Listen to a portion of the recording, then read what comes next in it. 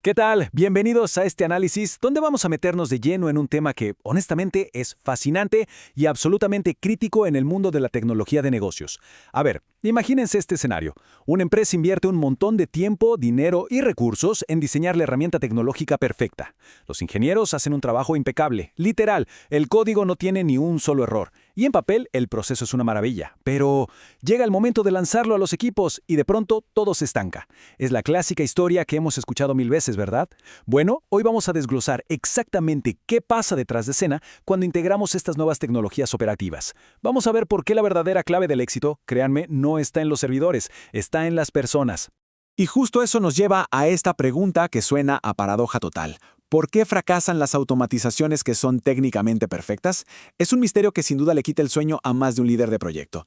Pero la respuesta casi siempre está mucho más allá del código o del software en sí. Piénsenlo. Una automatización puede ser una verdadera obra maestra de la inteligencia artificial, pero si se topa con un muro invisible a la hora de implementarse, pues toda esa inversión se va directamente a la basura. Ese muro invisible es exactamente lo que vamos a derribar hoy. Ese culpable invisible detrás de tantos lanzamientos fallidos tiene nombre y apellido: compatibilidad cultural.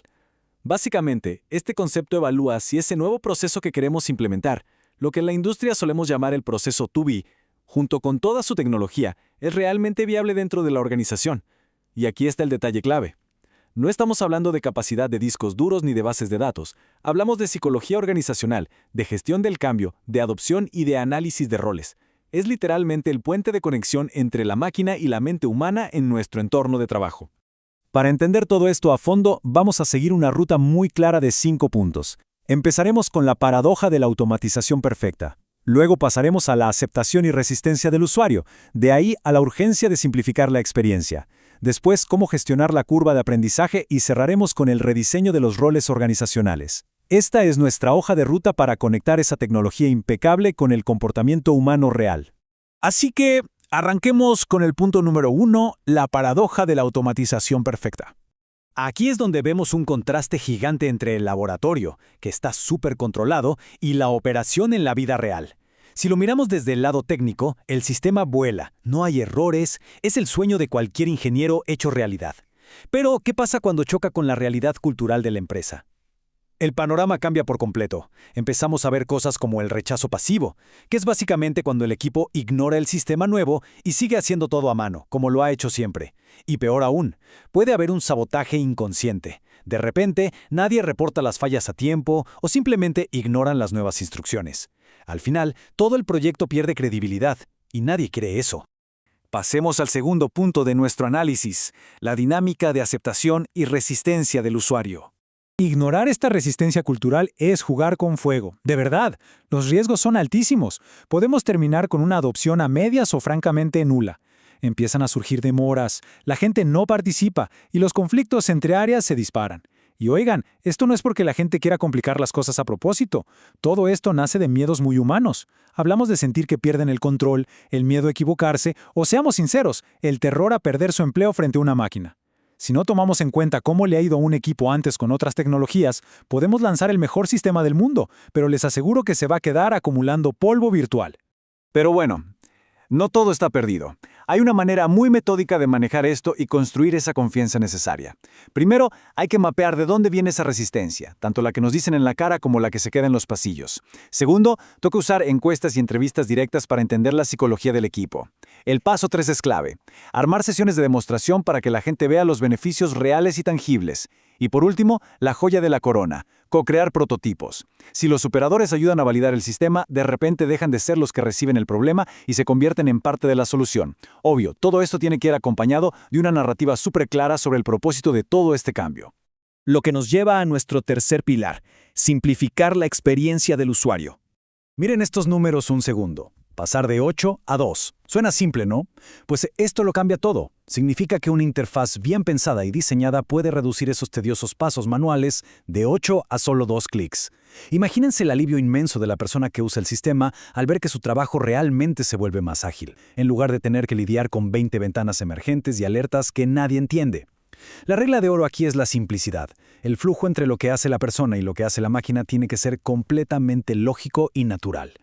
Porque, seamos realistas, un sistema difícil de usar pierde su legitimidad casi al instante. La gente se frustra y simplemente lo abandona. Además, una interfaz confusa es la receta perfecta para multiplicar los errores, sobre todo cuando toca corregir las excepciones del día a día. Y a nivel de negocio y eficiencia esto sale carísimo, porque genera una dependencia total del soporte técnico. Le quitamos autonomía a nuestra gente y, de paso, reventamos el presupuesto de mantenimiento tecnológico. Ahora entremos al cuarto punto: cómo gestionar la curva de aprendizaje.